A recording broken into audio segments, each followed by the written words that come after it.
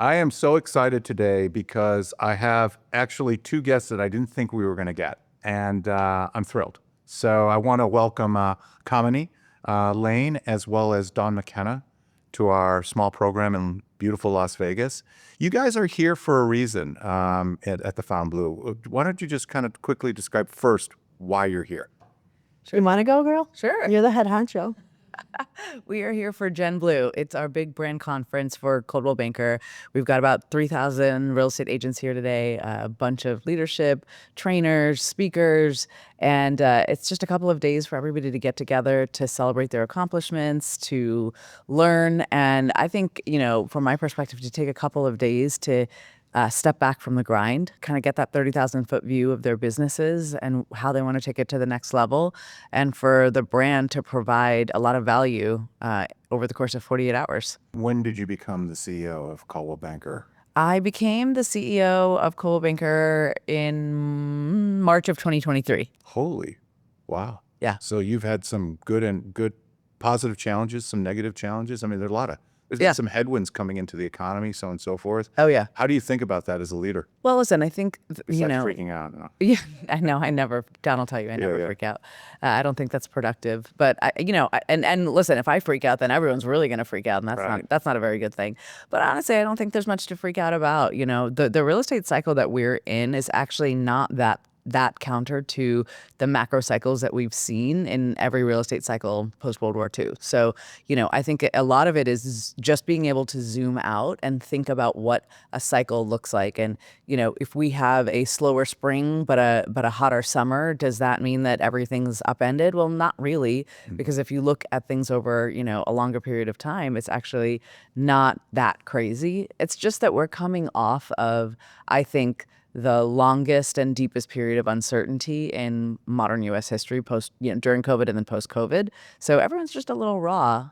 And as a leader, I think my job is to reassure and provide a true north and a vision and execute on things that are actually going to move the needle. I was going to say, and then Dawn, I'm going to get to you because we shouldn't say all the stories because we know each other way too well, but I am going to tell you this. I think it's also, like you said, and I want to touch upon it, it's also liberating to a certain degree because you guys can do things differently the way they've never been done before. For sure. And so from a vision perspective, I'm sure there's some certain challenges there. Share with me maybe just a little bit of like what that North Star looks like moving forward from this conference. And what North Star, you're such a company girl. You know what I mean? That was a good brand drop. I like it. Oh my God. Yeah. So listen, we are all about service. I think that kind of got diluted a bit after COVID when homes were literally flying off the shelf. There was so much demand. Kind of get back to roots a little bit? Yeah, money was free. So, real estate agents didn't need to necessarily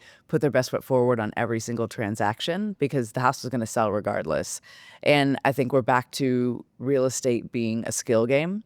So my philosophy is if Coldwell Banker Realty can provide the best service, unparalleled service to our agents, then our agents in turn can provide that to their clients, and that's going to win every time, no matter what market we're in. Cool. I'm going to ask this question, then I'm going to go to you, Dawn. This show is all about disruption in the next generation, okay, and what the kids are looking for now. And, you see in the headlines every day about AI and how they're affecting the service industry. I guess broad view is, how do you view AI in your world? Yeah. And I've always said that AI is not going to replace you, but the person who doesn't use AI and the person who does will be replaced. Yeah. So how are you thinking about that from a leadership perspective? And what are some of the challenges in getting kind of your people to either buy in or understand that technology? AI is the most powerful tool for us to make the most use of our time. Full stop.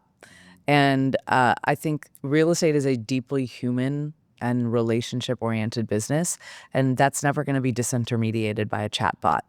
Buying or selling a home is the most important financial and emotional decision of most people's lives, and they need a human being at the center of that.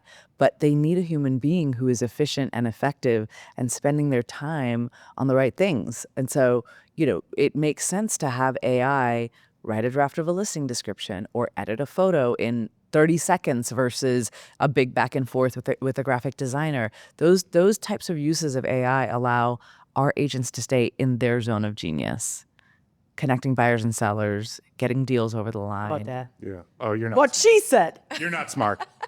You're not smart. I'm going on to the next person because you're so not Wait, smart. Bruce, I'm smart. I know you are.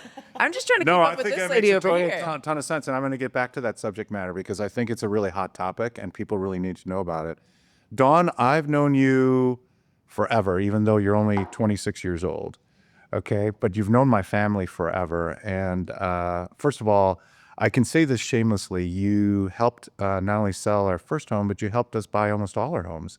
And you're right. It's a deeply emotional connection. Dawn has gone through every phase of my life. I can say that almost with tears in my eyes.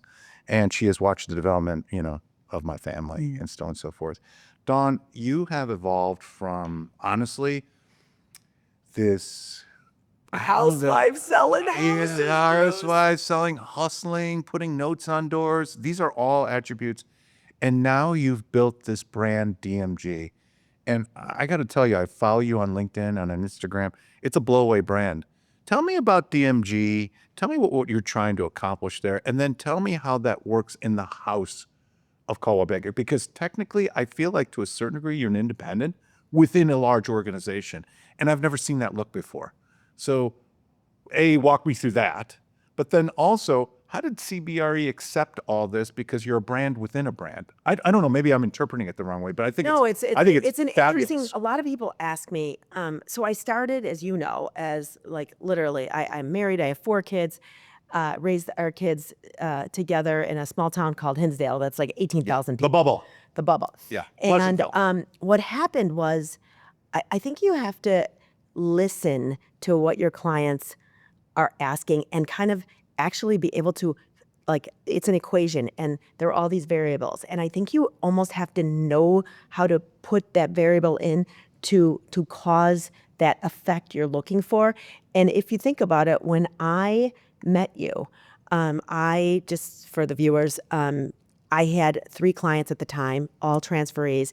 There was very minimal, kind of like now, no supply. And so I hand wrote a note and I got my clients in the car and I drove around and they're like, I like that house. I like that house. Wrote the address down, wrote the address down. Hustle. And I hand writ him a did. note that said, Dear Mr. and Mrs. Lee, I'm not trying to get your listing. I simply have 3 buyers that I haven't done my job well because I cannot find them a house. They've identified yours and I would love to talk to you if you would ever consider listing. So- and he called me. I did. I was like, all right. Who's I don't know this who crazy this person lady? is. And Love that. think about it. This is a relationship that happened almost 30 years ago. Okay, so that's think about when you say emotional connection, you're talking 30 years of buying and selling homes. Okay, and referrals. So you guys owe me lunch. We owe you. No. I'm kidding. You owe me nothing. But I remember that moment because I said, that's the effort I would have done in trying to, if I were in your, because what's your moat? Your moat is who, at this moment in time at our age, it was, how do you out hustle? I don't know how else to say it. It was pure hustle. Pure hustle. And you called me. I'll never forget it. Your wife was making pigs in a blanket for your kids for a snack. And we sat down and we talked about all the things. And within a year, you had built a new house. Yeah. I sold your house. It was just the craziest thing. But I guess back to your original question, DMG, I think a lot of times in life, people don't realize the pivot is like the door is opened and you should run like hell, like Yeah. a dog does when a gate is open, to that instead of recoiling. And so what I did was I started with Coldwell Banker in 2003. I'm a super loyal person. You know that. I married my high school sweetheart, still with the same man, love him dearly. I started at Coldwell Banker, and it's interesting. In 2003, when I started, there was a real kind of rush to boutique brands. Everybody wanted these like boutique brands, and Coldwell Banker, don't get mad at me, was like, nah. I mean, no offense to anybody that wears name tags, but it was like a name tag brand running around. Like, it was just a basic brand. And I called, at the time, was a boutique agent who I had bought 13 houses from. And I called her up, and I hope this doesn't offend anybody, but I'm like, I'll be your bitch. I'll turn on your light. I know how to like get people excited. When I find a cute pair of shoes at TJ Maxx, I call my friends. Oh my God, they have Manolo Blahniks. Go over there. They're $69. Okay. She said, lots of luck to you. And she hung up on me. Wow. Okay. So that's what spurred me to do the Dawn McKenna Group. I'll get back to that. So my husband said, I wanted to buy a couch. The truth was I had lost the 5th baby. No one knows about that. And I was like really down. And I wanted to buy this couch. You don't even know about this. No. So I was pregnant with my 5th baby. Live. Yeah, 2003. And I lost that baby. Sorry. And I wanted to buy this couch because I was like a decorator at the time and I was really into Holly Hunt. There was this $23,000 couch. And we just bought this big house to house the next 5th kid. And my husband's like, listen, we can't afford this like one room at a time here. And like $23,000 couch. Like, what? Go to Crane Barrel. Isn't it like $1,200? And he said, why don't you get your license? And if you sell one house, I was thinking, okay, $1 million, I get $25,000 commission. Get your couch. And I get my couch. And he was trying to distract me. My hobby is my family. I'm not a tennis player. I'm not a golfer. I don't know what to say. So I went in with my 4 kids to Coldwell Banker, and this is not a plug for Coldwell Banker. I get paid nothing to say this. He said, this is 2003, and at the time he was like in the tech world. You know that. Yeah. Right. And he said, I'm just going to tell you, it might be a mad brand. You can make it better. You can kind of put your own little twist on it. And guess what? It's a household name and people are going to want exposure. Like people know Coldwell Banker in Italy and Portugal, in England. It's a global brand. Yeah, it's a big brand. It's been here since 1906. Just go there and make it what you want. And I did. And they did nothing but push me to the front of the line. So people say, I should hold my cards close to the vest, but like I would never do my own brokerage. As of right now, I could look you in the eye and say, it makes no sense. Well, I mean, they do all the stuff I don't want to do. Right. But the other side of that too is from what I'm seeing is true. it takes, two, to make a perfect aligned partnership. If you're being provided a brand, a global brand, and they're allowing you to kind of speak your own personality within that brand, that's I'm like a brokerage within a brokerage. That's why I mean that's an aligned. And it's not even just allow. Very disruptive. It's not even allow. We celebrate it. I mean, Dawn McKenna Group is, it's like it's a golden jewel in Coldwell Banker Realty. We're so proud of what Dawn has built, and I very much believe that a rising tide lifts all boats. So we have this amazing brand in DMG within CBR. And that elevates CBR as well. So, I did brand strategy for a lot of my career, and I believe very deeply that the brokerage brand is the foundation, right? That you walk into a room, CBR, that Coldwell Banker stands for trust and ethics and integrity. That agent has some level of credibility, right? But I believe that the agent brand is super important because that's the thing that cuts through the noise and connects for that individual consumer. And I celebrate that every day. And I think what Dawn's done is phenomenal. But you know what I think is interesting, Bruce? This is a huge company. It's gigantic. And a lot of our competitors, and no offense to them all, but like all the ones you would know of, they say they're global, but they're not. Mm-hmm. Like global, I need across the pond. I need Saudi Arabia. I need London. I need Portugal. I need Japan. I need those contacts. And when I call, they answer. And we've done so much back and forth, but I feel like I have this most beautiful, luxurious, like Pardo. That's like DMG, right? That kind of boat. And like the engines behind me are like, there's like 15 Coldwell Banker engines that can just help me get there faster. Well, and I was going to say that, Kamini, I think something that I've noticed very quickly about you is when you run a flat organization, you can get a lot of things done. So if you're vertically integrated with 1,000 vice presidents making micro decisions, nothing is going to get done. Yep. Talk to me a little bit about women in power, women in positions of decisions. And the reason why I say that is one of the big trends that I see happening in the next 30 years in the great wealth transfer. And I've said this, I was on Forbes Iconoclast Summit speaking. And I think the most undervalued asset class, for lack of better words, is women in power. And the reason why is it's physical. One, men are going to die before women. Okay. Number two, I think women are the most underinvested space. I mean, we got 1,000 private equity funds investing in men. You know what I mean? How many private equity funds? Daughters. How many private equity funds just focusing on women and leadership? Was that a difficult upward mobility for you? Are you in a man's world, or is the brokerage community a more of a woman's senior role? I mean, I don't know. Yeah, the no, hierarchy it's there. so the vast majority of real estate agents are women, Correct. but the vast majority of leaders, team leaders, Correct. and executives in real estate are male. So you're touching upon something that I want you to talk about. Yeah. So How'd you make it? I clawed my way to the Yeah, top. good. I mean, key You raw. know what's weird? I don't feel like, because she came up a more professional route, I'm in sales. Like, it is so crazy that people say that. So my biggest competitors around the world are men. Yeah. And I never looked at it like that. And I never really did either. Like, Yeah. it's like, I feel like no man has like kept me down, and like they open doors. I'm not push saying they're the keeping front you door down. out. I'm not saying they're a bunch of Yeah. Neanderthals. But what I'm saying is they are It's harder. But It is that's harder. Listen, being a woman in leadership is harder. Getting to a Correct. position of a CEO is harder. I think for me, it was a couple of things. First of all, just my upbringing. I was raised by two incredibly supportive parents. My dad celebrated everything that I did, and my mom made me believe from a very young age that I was capable of anything that I set my mind to. And my parents both instilled in me the belief that I had to do something exceptional. When I was in kindergarten, the teachers would walk me to second grade math and first grade English.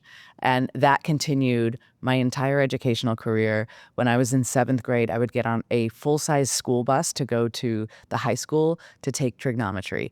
And it was like, you must do something exceptional because I could, and I had the support, and I had the education, and I think that belief in myself, that was a foundation of my upbringing, went a really long way, because there was never a point in my career where I felt like I couldn't.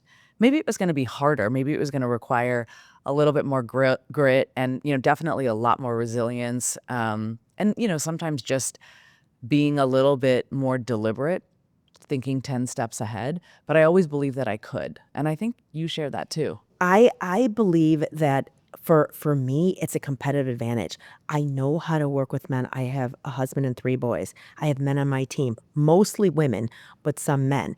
I think that for me, I'm a soft touch. I have zero ego. At zero. I connect with women and men, and I'm extremely particular.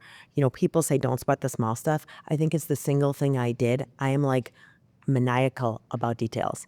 And men generally take this the right way. Like, from an executive functioning, when your daughters were little, they were coloring in the lines. You, as a young kid, was probably, doodling out of the lines or making a paper airplane and whipping across the room. I think at the end of the day, women generally are a lot more detail-oriented about things that really can make a huge ripple effect. And when you're dealing with a property, like the pillows, when I took your pictures, I didn't like the way your coverlet was because it was off. Like, it's an incredible advantage that I have against my competition. I also, Yeah, I mean, Dawn, I will tell you, just from a layman's perspective, you had the ability of synthesizing feelings and monetizing it into reality for me. That's in a real quick sentence. You would take this thing called a house, and then by the time this house was done, I'm like, I don't even freaking recognize this house. Like, we'd be done. I'm like, do I live here? You know how you clean it up? yeah. And the kids and everyone would be like, Dad, this house looks amazing. Maybe we should sell. Like, we're selling the house. That's so great. That's so great, what I mean? because We're that's what I selling the usually do. When you stage a house, when I get it all detailed, and I have all the resources, and it is hard to sell a house, but they say it's marriage, death, moving. Yeah. And I know that. And by the way, I've done it 18 times. Jeez. So I know what that is like. Most people at my level haven't moved at all. I bet you if you took a poll, they'd say they've been in their house for 30 years. Yeah. So I know what that's like, especially with kids. Emotional feelings. Yes, and you're nervous about it. And then if I'm Empathy. right. You Correct. care. And I care. And at the end of the day, I want you to be so proud of what you've built or this big asset you have. I want you to get the most money you can. But there is a huge emotional component that you have to be sensitive to, especially with the kids. Yeah. But if I'm doing my job right, and my team is, I want you to be like, oh my God, I love my house so much, I don't want to sell it. Yeah. Do that. and I'm going to ask two questions here, but the one of the reasons why you're on the show, and one of the reasons why I'm so fascinated by real estate overall is in our field, which is kind of more the wealth management field. I'm always fascinated about where money is moving to, and what their likes are, because one of the kind of the mission statements we always have is it's lifestyle times wealth and access that give you kind of that holistic feeling. Yep. And that's changing a lot. Have you felt like the new buyer is much more into the feelings of that house as opposed to the mechanical issues? Before it was like, I want to live in Hinsdale and that's it, period. Now I think people, they want certain amenities. What are those amenities? How those, like lately all the kids are talking about cold plunge, all that, so It's all about the experience. Yeah. So what has changed in both of your views in the last, I would say since COVID, that you think has been a significant delta or change in how these people are? Because I find it interesting that we're having the show now on the dawn of when interest rates might be cut again. And, something that I was talking, offline with all the agents that, that you're with was, I'm not convinced it's an '08 scenario. I'm more convinced that there's this pent up demand that's been waiting to be bought and sold. So technically we're talking, thankfully, before the lull, before the storm. So if I'm going to fast forward and let's say the Fed cuts 150 basis points or 6 times, like they say, what's that change going to look like for you guys? Because I wouldn't even be able to get to you to the table in about 6 months. And what is the new buyer looking for? I mean, there is so much pent up demand, both on the sales, absolutely, both on the sell side and on the buy side. People who've been on the sidelines waiting for something to change, whether that is more inventory, the perfect house, the perfect rate, whatever it is. I think people are getting tired of waiting, and there's a fair amount of certainty that rates are gonna drop a significant amount. So I think we are going to see some real momentum in the market in the next few months. What's the age demographics you think that are going to look for change? I think every demographic, kids like 35 to 45 years old, or you're seeing young. No, I think listen, there are historically low rates of first-time homeownership right now. So I think we need accessibility and affordability to get the younger generation to be able to get into a home. So there's some amount of pent-up demand just based on affordability. But I think there's a lot of pent-up demand on people who are in homes right now and want to trade up or just have a home that fits their current life better than the home that they're in. I've always been curious about this. Does politics play, and I'm not trying to get you engaged in a political discussion because I can't stand it personally, but does the noise of politics inhibit people to buy or sell? For me, not the young ones. And remember, I have, downtown. Do you understand the question? I 100% understand the question. Having these markets, I have downtown Chicago, the western suburbs, the northern suburbs, the lake towns of, Harbor Country and Lake Geneva. Then I have Park City and Naples. These are all where Chicago and Midwesterns go. It's interesting because I have a rental division all the way to I'm getting retirees to buy their last house and everything in between. So I see all these different demographics. The only ones that really care are the ones in the 50s and older. And so when I started the What do you mean care? Care about the politics. Okay, I'm just going to So say it's slowing I them did down. a hedge. No. I think it's for me. Speed I them was up. I was a step ahead. So everything I did was a hedge. Chicago, Democrat. Florida, Republican. Cold, hot.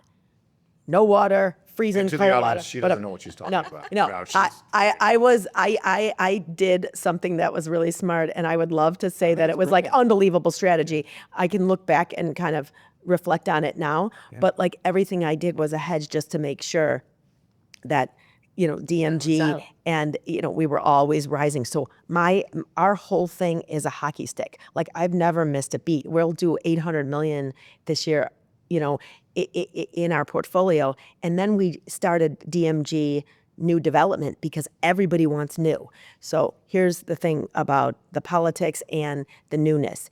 I think it's kind of an interesting inflection point because I think heritage brands, there's a real race to get back to heritage brands. Hermes has never been more popular than it was like in the 90s.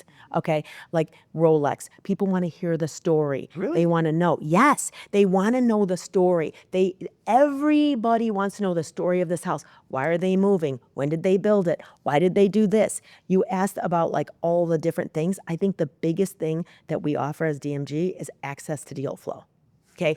And at the end of the day, all the young ones want deal flow because they're getting hit out everywhere with these multiple offers. So I do think you're going to see, I think, a real vast majority of buyers between 32 and 40. Most of them have big jobs that are buying these big multi-million-dollar homes, and they won't do it until kids come into play. But when that happens, they want it, and they want it now. It's really interesting. Our generation was all about the exit strategy. I'm 56. Am I going to make money on this? Am I going to lose money on this? I look at my son, Jack, at 32. He's like, Mom, you're freaking me out about the investment, whatever. Listen, I do this for a living. Like, I want a house. Right. Like, I don't want this pressure of like, is it you're going to kill the deal because you don't think I'm going to make $200,000 when I go to sell it. That's not how I make my money. I'm like, but you have to think long term. Real estate has been the best. I mean, you're the guru, but real estate has been the best provider of wealth in America, over the long time. Yeah. So, we actually did an analysis in the lead up to the election last year. And the reality is that the market does not, the real estate market does not move in any correlation to elections. So there's, potentially a blip a week before and a week after, but over the course of the year, it's not correlated. It's much more actual microeconomics. So it is, tariffs, for example, that absolutely affected demand. The stock market, when the luxury consumer's portfolio is doing well, they feel rich and they're going to buy a house. When the market's down, even though it's not actually correlating to what's in their bank account and what they can technically afford, when the market's down, they don't feel rich, they're not going to buy a house. It's actually a lot more simple, I think, than people realize, because every real estate transaction for the individual is some percentage emotional and some percentage financial. And so some of it is an investment and some of it is, where do I want to live? And what I encourage agents to do is actually have that conversation, right? Do you need this house to be worth more in 5 years, 10 years, 15 years, 20 years? Do you not care? Do you just want the perfect house for your family right now? Have that conversation and then drown out the noise that is not relevant to their personal equation. Well, listen, I can talk forever about this subject because, first of all, you are talking about families. You are talking about stuff. We're running out of time here. And I wish we had another half an hour to go. But I wanted to thank you for several reasons. One, for bringing your conference here. It's a beautiful facility. I love it here. Two, to kind of illuminate with to give us some insight with our audience as to real estate's not just buy or sell. And I think what you're really painting as a story, and I'd love a quick yes or no, is I think things look a lot brighter than people are suggesting based upon what your attitude about buying homes are. And the reason why I say that is because I feel like home buying is a leader of consumer confidence. Yeah. And from what I'm hearing from you quickly is that things seem like they're going to be better next year, not worse. I think they're going to be way better. I mean, think about how real estate affects the GDP. I mean, I think it's going to be a bonanza. I'm so excited. Mark my word, I'm at $1 billion, because I really do think that everybody, when you look at the magazines, when you look at interior design, when you look at department stores, like Printemps just came to compete against Bergdorf in New York. I think all these people are recoiling from window shopping. I am leaning I have corner offices and everywhere I'm going now. Why? Because people are dying to touch, feel, see, and engage and connect and say, hey, if I live on the street, I've got 2 kids. Maybe a hangover from COVID. I think real estate, I'm so bullish on it. I'm super excited about next year. Yeah, me too. I mean, mortgage purchase applications have been up double digits for the last 6 weeks or so. We're going to see a rate cut, most likely. I don't want to predict the future, but let's be honest, we're going to see a rate cut, potentially multiple. I think the fundamentals are strong, and we're going to see growth in the market. Well, wait, Bruce, can I say one more thing? Sure. I know okay, we're ending the show, but I have to say, real estate is the only thing that you have several exit strategies. Just think about that. If you don't like the sale, you can rent it. You can Airbnb. You can use it as a platform for an agent to come and do movies. You can't do that with a stock. Okay, so my field sucks. No, shut up. I'm With just trying that- to get you to buy another house. No, I Bruce. will. But thank you so much, and thanks for being on the Disruptors, and we'll see you soon. It's a pleasure. Thank you. Okay, Thanks. thank you.